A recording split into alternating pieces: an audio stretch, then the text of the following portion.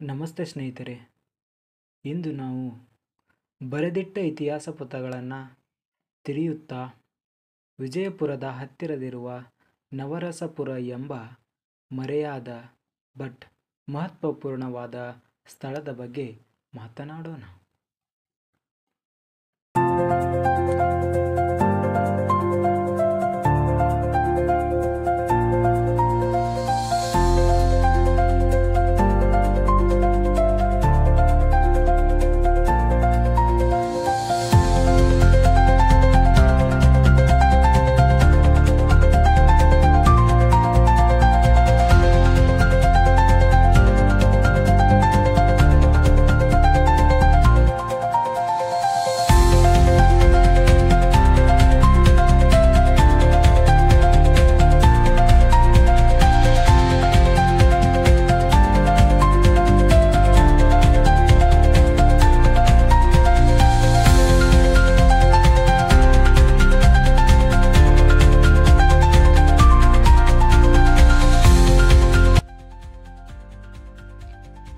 ಈ ನಗರವನ್ನು ನಿರ್ಮಿಸಿದವರು ಇಬ್ರಾಹಿಂ ಆದಿಲ್ ಶಾಹಿ. ಎರಡನೇ ಇಬ್ರಾಹಿಂ ಆದಿಲ್ ಶಾಹಿ ಕ್ರಿಸ್ತಶಕ 1580ರಲ್ಲಿ ತನ್ನ ಕನಸುಗಳ ರಾಜಧಾನಿಯನ್ನು ನಿರ್ಮಿಸಲು ಅವರು ನವರಸಪುರವನ್ನು ಆರಿಸಿದರು. ಆದ್ದರಿಂದ ಇದನ್ನು ನೂತನ ವಿಜಯಪುರ ಎಂದು ಕೂಡ ಕರೆಯಲಾಗುತ್ತಿತ್ತು. ಇದು ಕೇವಲ ಒಂದು ನಗರವಲ್ಲ, ಕಲೆ, ಸಂಗೀತ, ಕಾವ್ಯ ಮತ್ತು ಧರ್ಮ ಸಹಿಷ್ಣುತೆಯ ಚಿಂತನೆಯ ಪ್ರತಿಕಾರವಾಗಿತ್ತು. ಇಲ್ಲಿ ನಿರ್ಮಾಣವಾದ ರಾಜ್ ಮಹಲ್ಗಳು, ಮಸೀದಿಗಳು, ವಾಸ್ತುಶಿಲ್ಪಗಳು ಅಸ್ಮರಣೀಯವಾಗಿವೆ. ಇಬ್ರಾಹಿಂ ಆದಿಲ್ ಶಾಹರವರು ಸತ್ಯಕ್ಕೂ ಸುಂದರಕ್ಕೂ ಮತ್ತು ಪ್ರೀತಿಯಕ್ಕೆ ಮಿಗಿಲಾಗಿದ್ದವರಾಗಿದ್ದರು. ನವರಸಪುರದ ಹೃದಯದಲ್ಲಿ ನೃತ್ಯ, ಸಂಗೀತ, ಜಾನಪದ ಕಲೆ ಸದ್ದು ಕೇಳಿಸುತ್ತಿತ್ತು. ಅವರು ಹಿಂದೂ ಮತ್ತು ಮುಸ್ಲಿಂ ಕಲ್ಚರ್ಗಳನ್ನು ಒಂದುಗೂಡಿಸಿ ಈ ನಗರವನ್ನು ಸಹಿಷ್ಣುತೆ ಮತ್ತು ಶಾಂತಿಯ ತೋಟವಾಗಿ ರೂಪಿಸಿದ್ದರು. ಆದರೆ ನಾವು ಕೇಳೋ ಈ ನವರಸಪುರ ಎಲ್ಲಿದೆ ಗೊತ್ತಾ? ಕೆಲವು ವರ್ಷಗಳಲ್ಲಿ ಈ ನಗರ ಸಂಪೂರ್ಣವಾಗಿ ನಾಶವಾಯಿತು.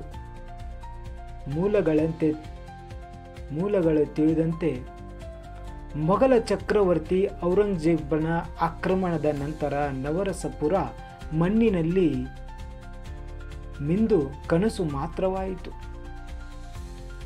ಇಂದು ಇಲ್ಲಿ ಕೆಲವು ಅವಶೇಷಗಳು ಮಾತ್ರ ಉಳಿದಿವೆ.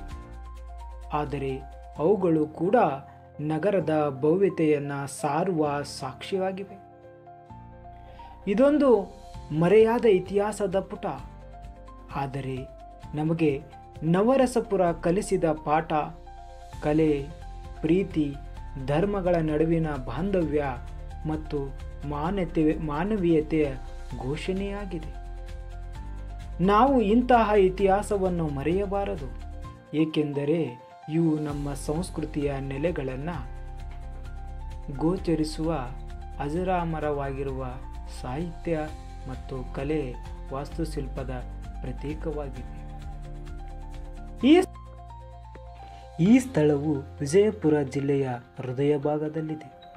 ಒಂದು ಕಾಲದಲ್ಲಿ ವಿಶ್ವದ ದೃಷ್ಟಿಯನ್ನು ಸೆಳೆದ ನಗರವೆಂದು ನವರಸಪುರವನ್ನು ಕರೆಯುತ್ತಿದ್ದರು. ಇದು ಕೇವಲ ಒಂದು ಶಹರವಲ್ಲ, ಇದರಲ್ಲಿ ಹಲವಾರು ಕಲೆಯ ಶಿಲ್ಪಿಯ ಲೋಕವೇ ಇತ್ತು. ಇತಿಹಾಸವನ್ನು ಹಿಂದಿರುಗಿಸಿ ನೋಡಿದಾಗ ಕ್ರಿಸ್ತಶಕ 1580ರಲ್ಲಿ ಆದಿಲ್ ಶಾಹಿನ ಸಂಸ್ಥಾನದ ಶಕ್ತಿಶಾಲಿ ಶಾಸನ ಇಬ್ರಾಹಿಂ ಆದಿಲ್ ಶಾಹಿಯ ದ್ವಿತೀಯ ನೂತನ ರಾಜಧಾನಿಯನ್ನು ನಿರ್ಮಿಸಲು ನವರಸಪುರವನ್ನು ಸ್ಥಾಪಿಸಿದ್ದರು. ಇಬ್ರಾಹಿಮನ ಕನಸುಗಳಲ್ಲಿ ಕಲೆ ಮೆರಗಾಗುತ್ತಿತ್ತು. ನೃತ್ಯ, ಸಂಗೀತ, ಸಾಹಿತ್ಯ, ಧರ್ಮ ಸಹಿಷ್ಣುತೆ ಇವುಗಳ ಪ್ರತಿಫಲನವೇ ಈ ನಗರವಾಗಿತ್ತು. ನಾವು ಇಂದು ನೋಡುತ್ತಿರುವ ನವರಸಪುರದ ಅವಶೇಷಗಳು ಅವು ನಿಶ್ಶಬ್ದವಾಗಿದ್ದರೂ ಇತಿಹಾಸದ ಅನೇಕ ಕಥೆಗಳು ಅವುಗಳಲ್ಲಿ ಸೆರೆಯಾಗಿ ಉಳಿದಿವೆ. ಈ ನಗರದಲ್ಲಿ ಸುಂದರ ನಿಜ್ಜಲ ಚಾಂದಬೌಡಿ ಇದೆ ಮತ್ತು ವಿವಿಧ ಮಸೀದಿಗಳು ಅಂದ ಕಾಲದ ವಾಸ್ತುಶಿಲ್ಪದ ಉತ್ತಮ ಉದಾಹರಣೆಯಾಗಿದೆ. ಇಬ್ರಾಹಿಮನ ಶಾಸನದಲ್ಲಿ ನವರಸಪುರ ಏಳಿಗೆಯೇ ಬೆಳೆಯುತ್ತಿತ್ತು, ಆದರೆ ಈ ವೈಭವ ಬಹುಶಃ ಹೆಚ್ಚು ದಿನಗಳು ಉಳಿಯಲಿಲ್ಲ. ಅದಕ್ಕೆ ನಾವು ಇತಿಹಾಸದ ಕ್ರೂರತೆ ಎನ್ನಬಹುದು. ಮೊಘಲ ಚಕ್ರವರ್ತಿ ಔರಂಗಜೇಬ ದಕ್ಷಿಣ ಭಾರತದ ತನ್ನ ಕಣ್ಣನ್ನು ಹಾಸಿದಾಗ ನವರಸಪುರವನ್ನು ದೃಷ್ಟಿಗೆ ಬಿದ್ದಿತು. ಆಕ್ರಮಣ, ರಾಜಕೀಯ ಅಸ್ಥಿರತೆ ಮತ್ತು ಆಂತರಿಕ ಬದಲಾವಣೆಗಳಿಂದಾಗಿ ಈ ನಗರ ನಿಶ್ಶಬ್ದ ಮತ್ತು ನೆಲಸಮವಾಯಿತು. ಇಂದು ನವರಸಪುರದಲ್ಲಿ ಸಿಗುವ ಕೆಲವು ಕಲ್ಲಿನ ಧಾರಣೆಗಳು ಮಾತ್ರ ಈ ಪ್ರದೇಶದ ಶ್ರೇಷ್ಠತೆ ಮತ್ತು ಸಾಕ್ಷಿಯಾಗಿ ನಿಲ್ಲುತ್ತಿವೆ. ಅಂದೊಂದು ಕಲೆಯ ತೋಟವಾಗಿತ್ತು, ಧರ್ಮ ಸೌಂದರ್ಯ ನೆಲೆಯಾಗಿತ್ತು, ವಿಜ್ಞಾನ, ಸಂಗೀತ ಮತ್ತು ಕಾವ್ಯದ ಮೆರಗಾಗಿತ್ತು. ಆದರೆ ಇವತ್ತು ಅದು ಮಣ್ಣಿನಲ್ಲಿ ಮರೆತು ಹೋಗಿರುವ ಇತಿಹಾಸವಾಗಿದೆ.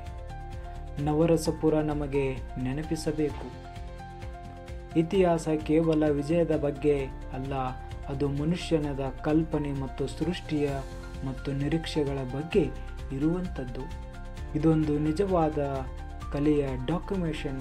ಭಾರತೀಯ ಇತಿಹಾಸದಲ್ಲಿ ಒಂದು ಕಾಲದಲ್ಲಿ ಬೆಳಗಿದ ಮಂಕಾದ ಮತ್ತು ಮರೆಯಾದ ರಾಜಧಾನಿಯ ಕತೆ. ಇಂತಹ ಮತ್ತೊಂದು ಕಥೆಯೊಂದಿಗೆ ಮುಂದಿನ ವಿಡಿಯೋದಲ್ಲಿ ಸಿಗುವೆ ಅಂತ ಹೇಳುತ್ತಾ, ನಮ್ಮ ವಿಡಿಯೋನ ಲೈಕ್ ಮಾಡಿ, ಶೇರ್ ಮಾಡಿ, ಸಬ್ಸ್ಕ್ರೈಬ್ ಮಾಡಿ ಅಂತ ಕೇಳ್ತಾ, ವಿಡಿಯೋ ನೋಡಿದ್ದಕ್ಕೆ ತಮ್ಮೆಲ್ಲರಿಗೂ ತುಂಬು ಹೃದಯದ ಧನ್ಯವಾದಗಳನ್ನು ಸಲ್ಲಿಸುತ್ತೇನೆ.